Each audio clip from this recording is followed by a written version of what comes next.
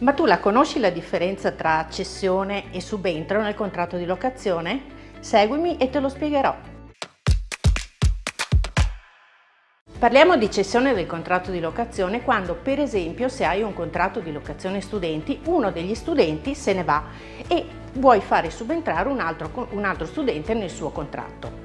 Allora, a quel punto dovrai presentare all'Agenzia delle Entrate un modello RLI telematico e pagare un'imposta di registro fissa di 67 euro.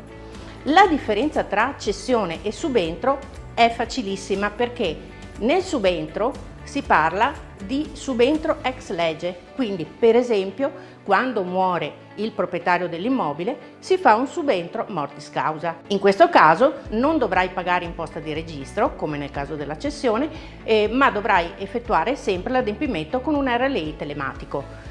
Attenzione che se il contratto è in cedolare secca, la cedolare secca del defunto non passa all'erede, quindi dovrai entro 30 giorni dal decesso comunicare il subentro per optare per la cedolare secca, che è un qualcosa di personale. Se sei interessato a questi argomenti puoi venirci a trovare nei nostri uffici di Corso del Popolo 21 oppure seguirci sul web.